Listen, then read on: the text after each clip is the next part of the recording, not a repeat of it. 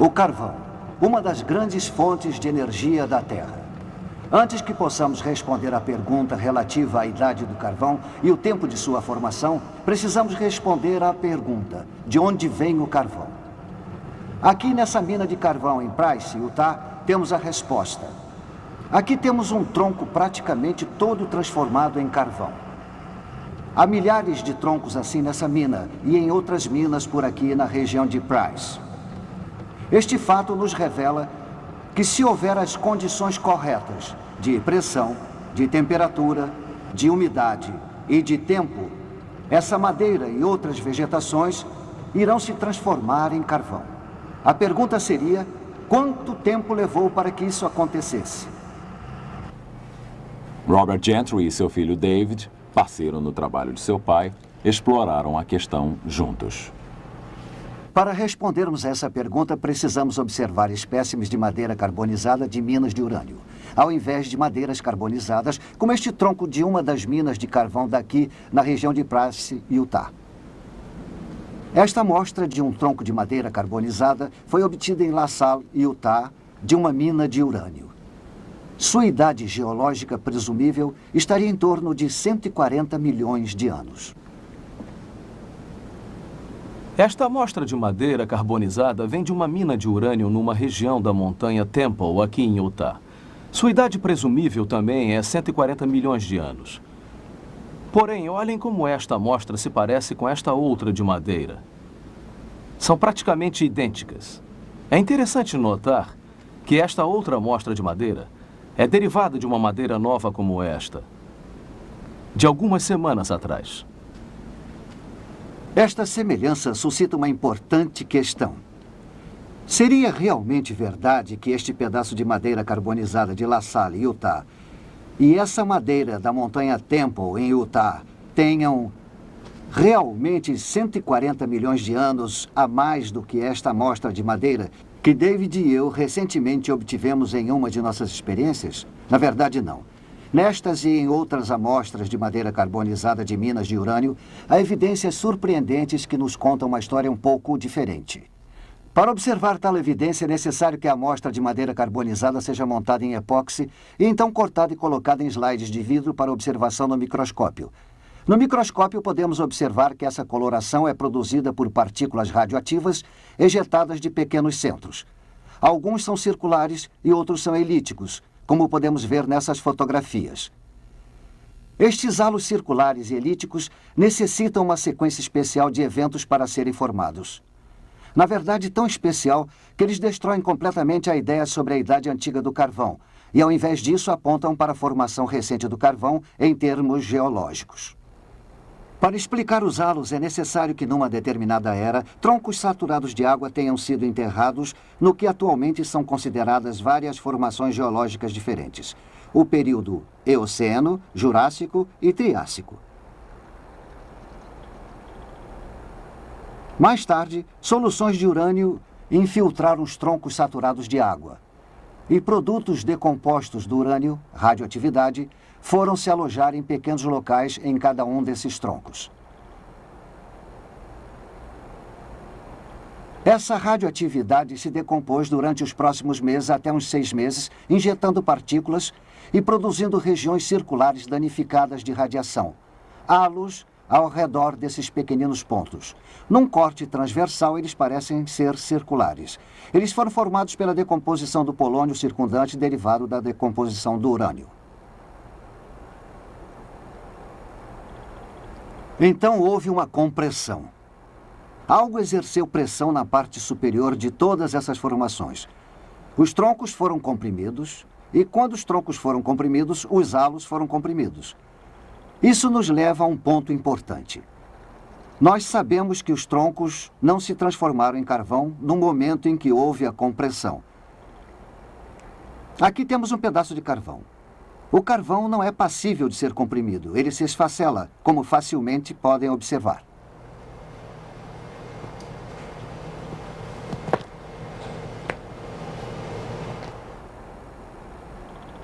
Toda a informação que vimos até agora indicaria que tais eventos foram simultâneos em todas essas formações geológicas.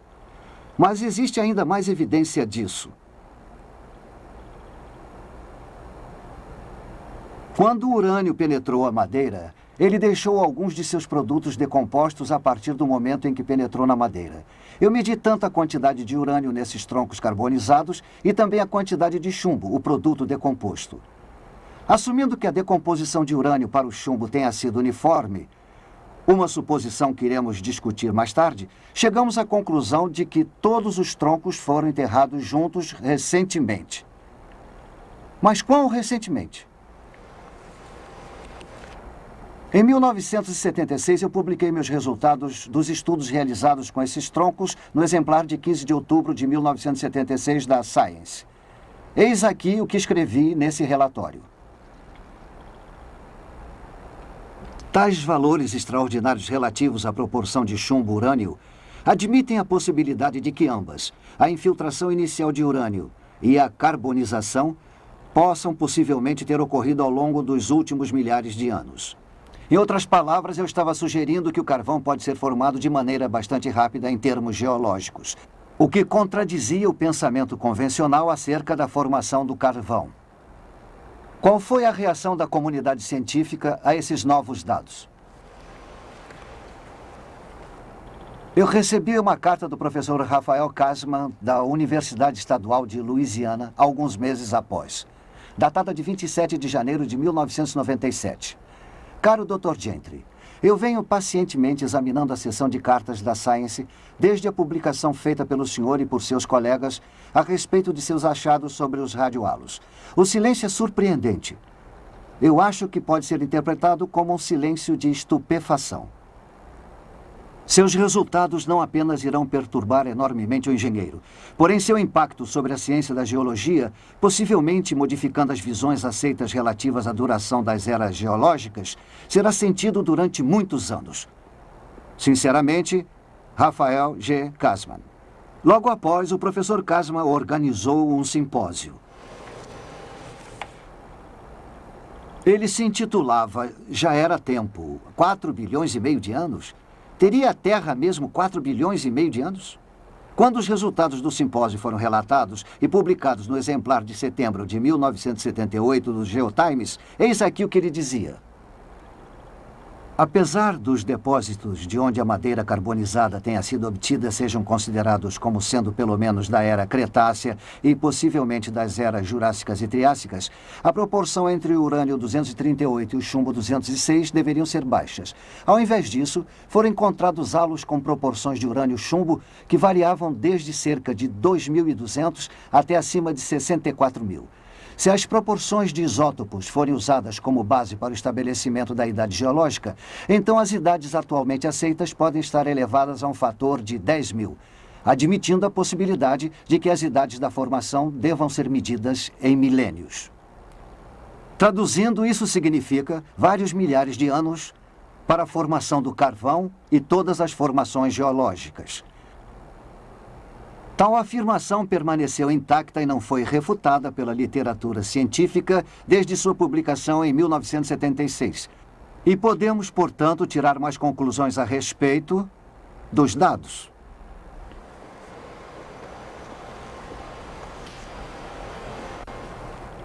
Os geólogos assumiram que a era Eocena tenha ocorrido há 60 milhões de anos, a Cretácea há cerca de 110 milhões de anos, a Jurássica há cerca de 160 milhões de anos e a Triássica há cerca de 225 milhões de anos. Porém, os resultados que apresentamos contradizem tal informação, demonstrando, no entanto, que houve o sepultamento coletivo de todas essas formações há alguns milhares de anos.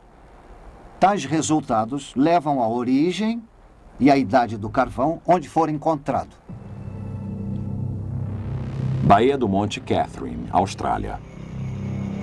Não distante dessa área costeira, com seus marcos geográficos de montanhas planas, há um objeto de extremo interesse geológico. Uma árvore antiga. Os restos fossilizados dessa árvore podem ser vistos se estendendo ao longo de 3,5 metros de camadas sedimentares entre 2 veios de carvão que aqui se encontram. Há anos, quando uma companhia de mineração escavou as camadas revelando a árvore, o fundo da árvore poderia ser visto estendendo-se para baixo, para a parte inferior da bacia. Desde essa época, a parte inferior da árvore se partiu e até agora a árvore, apesar de seu tamanho reduzido, se estende através de camadas que os geólogos normalmente consideram como tendo levado centenas de milhares de anos para se acumular. Porém, tais camadas não poderiam ter demorado um tempo tão longo para se acumular, porque a árvore teria apodrecido antes que os sedimentos tivessem tempo para se acumular ao seu redor. E então, esta árvore é o testemunho mudo para seu catastrófico sepultamento de pelo menos 2 sequências de depósito de cinzas vulcânicas. Como indicam as evidências, a árvore provavelmente foi enterrada numa série de erupções vulcânicas ocorridas em sequência num curto espaço de tempo. Talvez similar ao sepultamento catastrófico de milhares de árvores no Monte Santa Helena, no estado de Washington. Porém, se o carvão se formou rapidamente, esperamos encontrar locais onde os geólogos encontraram grandes dificuldades para explicar sua origem através do lento acúmulo da vegetação. Então, se o carvão não se formou lentamente, há alguma experiência de laboratório que demonstre que ele pode se formar rapidamente? Nesta demonstração, Robert e David Gentry começam a responder essa pergunta. Anteriormente, pegamos e colocamos um pedaço de madeira como este num tubo de aço. Adicionamos água.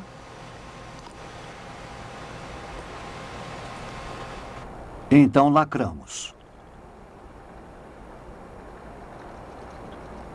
O próximo passo é colocá-lo no forno a uma temperatura de 165 graus centígrados por 2 semanas. E agora estamos prontos para examinar os resultados dessa experiência.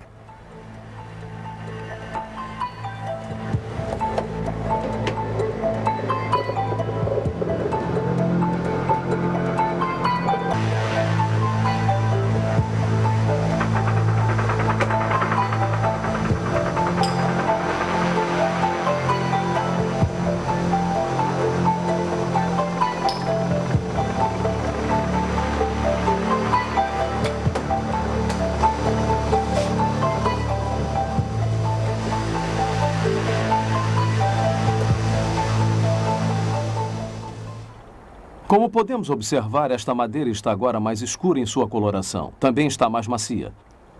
Uma reação química entre o vapor e a madeira sob pressão fez com que tais mudanças ocorressem. Esta amostra ainda não é carvão.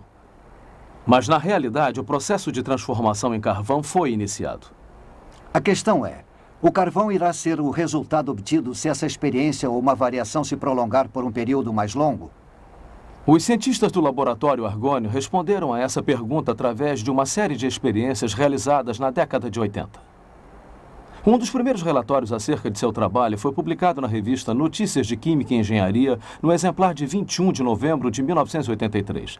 Na página 42 da revista, lemos a seguinte citação. Químicos do Laboratório Nacional Argonne conseguiram criar um tipo de carvão artificial de materiais naturais existentes. O processo é bem menos complicado do que era anteriormente imaginado ser necessário e fornece um novo entendimento acerca da estrutura do carvão e de como alterá-la.